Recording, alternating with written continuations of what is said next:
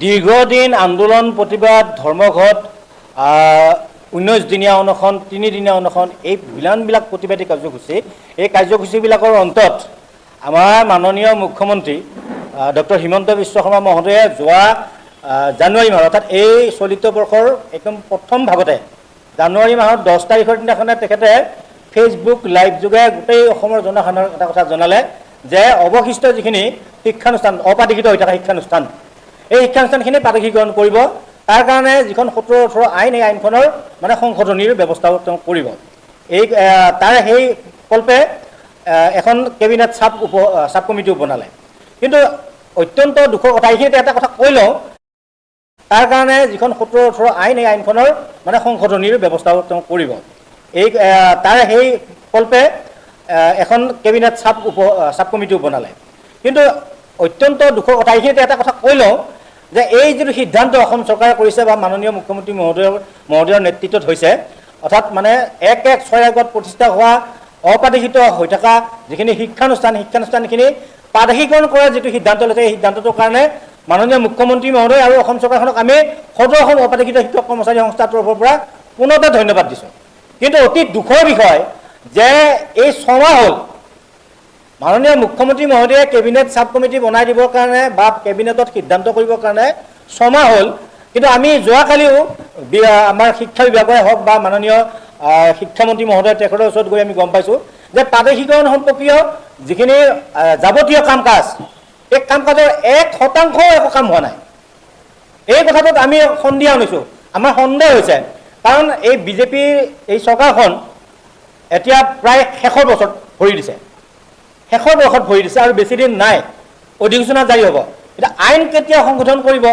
এই শিক্ষানুষ্ঠানখিনি বা এই বঞ্চিত শিক্ষকসকলক কেতিয়া পাদকীকৰণ কৰিব এইটো আমাৰ এটা ডাঙৰ প্ৰশ্ন আৰু এই কথাখিনিৰ কাৰণে আমি বহুত দিন মাননীয় মুখ্যমন্ত্ৰী মহোদয়ক আমি লগ পাবৰ কাৰণে সাক্ষাৎ পাবৰ কাৰণে বহুত আবেদন নিবেদন কৰি আছোঁ এইটো আমাৰ এটা ডাঙৰ প্ৰশ্ন এটা হৈ আছে যে মাননীয় মুখ্যমন্ত্ৰী মহোদয়ে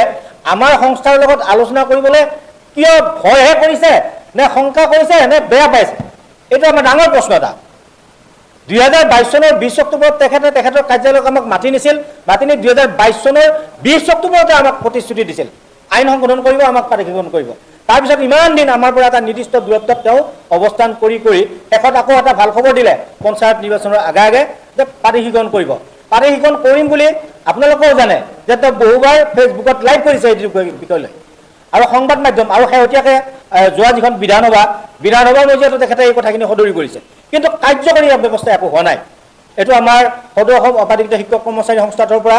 আজিৰ এই প্ৰেছ মিট যোগে এই কথাখিনিকে ক'ব বিচাৰিছোঁ ইয়াৰ লগত সংগতি ৰাখি এটা কথা ক'ব বিচাৰিছোঁ যে আমি আপোনাক এতিয়া অসমৰ সংবাদ মাধ্যমত এটা সাংঘাতিক ধৰণৰ বাতৰি এটা প্ৰচাৰি আছে কথাখিনি আমি জানি আমাৰো অকণমান বেয়া লাগিছে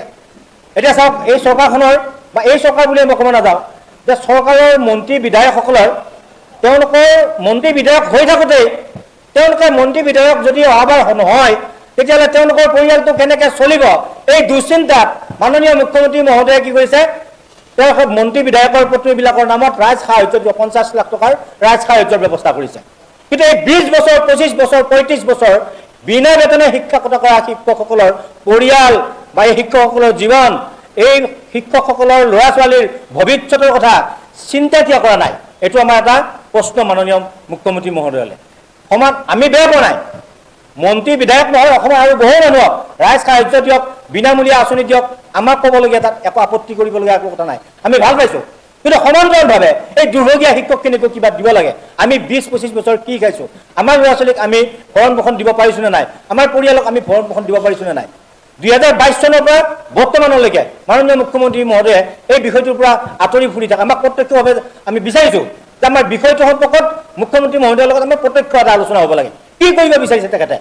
নে ভাষণৰ মাজত প্ৰতিশ্ৰুতিৰ মাজতে এই সমস্যাটো সীমাবদ্ধ ৰাখি আকৌ চৰকাৰ সলনি হ'ব আকৌ আমি ভেঞ্চাৰ হৈ থাকিম এনেকুৱাই হ'ব নে প্ৰকৃতাৰ্থত পাদকীকৰণ কৰিব আৰু যদি পাদকীকৰণ প্ৰকৃতাৰ্থত কৰে তেতিয়া আমাৰ লগত প্ৰত্যক্ষভাৱে আলোচনা কৰাত তেখেতৰ আপত্তি ক'ত থাকে এইখিনিয়ে কথা আজি এই সংবাদ মাধ্যমৰ যোগেদি বা সংবাদ মেলৰ যোগেদি আমি মাননীয় মুখ্যমন্ত্ৰী মহোদয়ক আৰু মাননীয় শিক্ষামন্ত্ৰী মহোদয়ক দুয়োজনকে আমি এটা কথা নিবেদন কৰিব বিচাৰিছোঁ যে যেহেতু এই অৱশিষ্ট যিখিনি শিক্ষানুষ্ঠান আৰু 21 চন 2013 চন আৰু 2001 চনত বঞ্চিত যিখিনি শিক্ষক কৰ্মচাৰী আছে এই শিক্ষক কৰ্মচাৰীখিনি প্ৰকৃতাৰ্থত যদি প্ৰাদেশিকৰণ কৰিব বিচাৰিছে তেতিয়াহ'লে আমাৰ সংস্থাৰ লগত পোনপটীয়াভাৱে মাননীয় মুখ্যমন্ত্ৰী মহোদয় আৰু শিক্ষামন্ত্ৰী মহোদয়ৰ লগত এখন যৌথ আলোচনা এটা হ'ব লাগে। 17-18 যিখন আইন যিখন পদ প্ৰাদেশিকৰণ আইন এই আইনখনৰ কি ধাৰাৰ ওপৰত সংশোধন কৰিব সংস্থাক আশ্বাত ৰাখি এই কামখিনি কৰিব লাগে। আমাৰ যিখিনি অপাধিকৃত হৈ থকা যিখিনি শিক্ষানুষ্ঠান এই শিক্ষানুষ্ঠানৰ ইতিমধ্যে আমি গম পাইছোঁ যে মহাবিদ্যালয় পৰ্যায়ৰ যিখিনি মহাবিদ্যালয় আৰু উচ্চতৰ মাধ্যমিকৰ পৰ্যায়ৰ ছাত্ৰীখিনিক নিযুত মইনা দিছে বাছি কেইখনমান শিক্ষানুষ্ঠানক। যিমানখিনি অপাধিকৃত মহাবিদ্যালয় আৰু উচ্চতৰ মাধ্যমিক আছে সকলোবিলাক ছাত্ৰ ছাত্ৰীকে নিযুত মইনা দিয়াৰ ব্যৱস্থা কৰিব লাগে। উচ্চ মাধ্যমিকৰ যিখিনি শিক্ষানুষ্ঠান আছে তাতে ছাত্ৰীসকলক চাইকেল আৰু ইউনিফৰ্ম দিয়াৰ ব্যৱস্থা কৰিব লাগে। নিম্ন প্ৰাথমিক উচ্চ প্ৰাথমিকত যিটো মিড ডে মিল 2023 চনত কৰ্তন কৰা হৈছিল এই মিড ডে মিলটো পুনৰ দিব লাগে। বিনামূলীয়া পাঠ্যপুথি আৰু ইউনিফৰ্মৰ ব্যৱস্থা কৰিব লাগে। এইখিনি কৰি যিখিনি শিক্ষানুষ্ঠান এই শিক্ষানুষ্ঠানখিনি আমি বিচাৰিছোঁ সংস্থাই দাবী জনাইছোঁ যে 2025 চনৰ ভিতৰতে অৰ্থাৎ আগন্তুক যি অক্টোবৰত তেওঁ আমাৰ অসম চৰকাৰে নিযুক্তিৰ মানে এটা বিৰাট মেলা পতাৰ কথা আমি গম পাই আছোঁ। যেতিয়া বাকীবিলাক নিযুক্তিৰ লগতে আমাৰ এই অপাধিকৃত শিক্ষক কৰ্মচাৰীখিনিকো অক্টোবৰ মাহৰ ভিতৰতে আমাক নিযুক্তি দি অৰ্থাৎ প্ৰাদেশিকৰণৰ সমস্যাটো প্ৰাদেশিকৰণ কৰি সমাধান কৰাৰ কাৰণে আমি চৰকাৰৰ ওচৰত আহ্বান জনাইছোঁ। আমি সদৌ অসম অপাধিকৃত শিক্ষক কৰ্মচাৰী সংস্থাই দীৰ্ঘদিন আন্দোলন প্ৰতিবাদ ধৰ্মঘট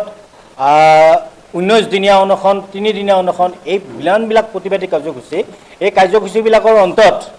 আমাৰ মাননীয় মুখ্যমন্ত্ৰী ডক্টৰ হিমন্ত বিশ্ব শৰ্মা মহোদয়ে যোৱা জানুৱাৰী মাহত অৰ্থাৎ এই চলিত বৰ্ষৰ একদম প্ৰথম ভাগতে জানুৱাৰী মাহৰ 10 তাৰিখৰ দিনাখনে তেখেতে ফেচবুক লাইভ যোগে গোটেই অসমৰ জনসাধাৰণৰ এটা কথা জনালে যে অৱশিষ্ট যিখিনি শিক্ষানুষ্ঠান অপাধিকৃত হৈ থকা শিক্ষানুষ্ঠান এই শিক্ষানুষ্ঠানখিনি প্ৰাদেশিকৰণ কৰিব। তাৰ কাৰণে যিখন 17-18 আইন এই আইনখনৰ মানে সংশোধনীৰ ব্যৱস্থাও তেওঁ কৰিব। এই তাৰে সেই কল্পে এখন কেবিনেট চাব কমিটিও বনালে। কিন্তু অত্যন্ত দুখৰ কথা এইখিনিতে এটা কথা কৈ লওঁ যে এই যিটো সিদ্ধান্ত অসম চৰকাৰে কৰিছে বা মাননীয় মুখ্যমন্ত্ৰী মহোদয়ৰ নেতৃত্বত হৈছে অৰ্থাৎ মানে 1/6 আগত প্ৰতিষ্ঠা হোৱা অপাধিকৃত হৈ থকা যিখিনি শিক্ষানুষ্ঠানখিনি প্ৰাদেশিকৰণ কৰাৰ যিটো সিদ্ধান্ত লৈছে এই সিদ্ধান্তটোৰ কাৰণে মাননীয় মুখ্যমন্ত্ৰী মহোদয় আৰু অসম চৰকাৰখনক আমি সদৌ অসম অপাধিকৃত শিক্ষক কৰ্মচাৰী সংস্থাৰ তৰফৰ পৰা পুনৰতে ধন্যবাদ দিছোঁ। কিন্তু অতি দুখৰ বিষয় যে এই 6 মাহ হ'ল মাননীয় মুখ্যমন্ত্ৰী মহোদয়ে কেবিনেট চাব কমিটি বনাই দিবৰ কাৰণে বা কেবিনেটত সিদ্ধান্ত কৰিবৰ কাৰণে 6 মাহ হ'ল। কিন্তু আমি যোৱাকালিও আমাৰ শিক্ষা বিভাগৰে হওক বা মাননীয় শিক্ষামন্ত্ৰী মহোদয় তেখেতৰ ওচৰত গৈ আমি গম পাইছোঁ যে প্ৰাদেশিকৰণ সম্পৰ্কীয় যিখিনি যাৱতীয় কাম কাজ এই কাম কাজৰ 1% একো কাম হোৱা নাই। এই কথাটোত আমি সন্দেহ আনিছোঁ। আমাৰ সন্দেহ হৈছে কাৰণ এই বিজেপিৰ এই চৰকাৰখন এতিয়া প্ৰায় শেষৰ বছৰত ভৰি দিছে আৰু বেছি দিন নাই অধিসূচনা জাৰি হ'ব। এতিয়া আইন কেতিয়া সংশোধন কৰিব এই শিক্ষানুষ্ঠানখিনি বা এই বঞ্চিত শিক্ষকসকলক কেতিয়া প্ৰাদেশিকৰণ কৰিব এইটো আমাৰ এটা ডাঙৰ প্ৰশ্ন। আৰু এই কথাখিনিৰ কাৰণে আমি বহুত দিন মাননীয় মুখ্যমন্ত্ৰী মহোদয়ক আমি লগ পাবৰ কাৰণে সাক্ষাৎ পাবৰ কাৰণে বহুত আবেদন নিবেদন কৰি আছোঁ। এইটো আমাৰ এটা ডাঙৰ প্ৰশ্ন এটা হৈ আছে যে মাননীয় মুখ্যমন্ত্ৰী মহোদয়ে আমাৰ সংস্থাৰ লগত আলোচনা কৰিবলৈ কিয় ভয়হে কৰিছে নে শংকা কৰিছে নে বেয়া পাইছে এইটো আমাৰ ডাঙৰ প্ৰশ্ন এটা। 2022 চনৰ 20 অক্টোবৰত তেখেতৰ কাৰ্যালয়ক আমাক মাতি নিছিল। মাতি নি 2022 চনৰ 20 অক্টোবৰতে আমাক প্ৰতিশ্ৰুতি দিছিল আইন সংশোধন কৰিব আমাক প্ৰাদেশিকৰণ কৰিব। তাৰপিছত ইমান দিন আমাৰ পৰা এটা নিৰ্দিষ্ট দূৰত্বত তেওঁ অৱস্থান কৰি শেষত আকৌ এটা ভাল খবৰ দিলে পঞ্চায়ত নিৰ্বাচনৰ আগে যে প্ৰাদেশিকৰণ কৰিব। প্ৰাদেশিকৰণ কৰিম বুলি আপোনালোকেও জানে যে তেওঁ বহুবাৰ ফেচবুকত লাইভ কৰিছে এই বিষয় লৈ আৰু সংবাদ মাধ্যম আৰু শেহতীয়াকৈ যোৱা যিখন বিধানসভা পৰ্যায়তো তেখেতে এই কথাখিনি সদৰি কৰিছে। কিন্তু কাৰ্যকৰী ব্যৱস্থা একো হোৱা নাই। এইটো আমাৰ সদৌ অসম অপাধিকৃত শিক্ষক কৰ্মচাৰী সংস্থাটোৰ পৰা আজিৰ এই প্ৰেছ মিট যোগে সেই কথাখিনিকে ক'ব বিচাৰিছোঁ। ইয়াৰ লগত সংগতি ৰাখি এটা কথা ক'ব বিচাৰিছোঁ যে আমি আপোনাক এতিয়া অসমৰ সংবাদ মাধ্যমত এটা সাংঘাতিক ধৰণৰ বাতৰি এটা প্ৰচাৰি আছে। কথাখিনি আমি জানি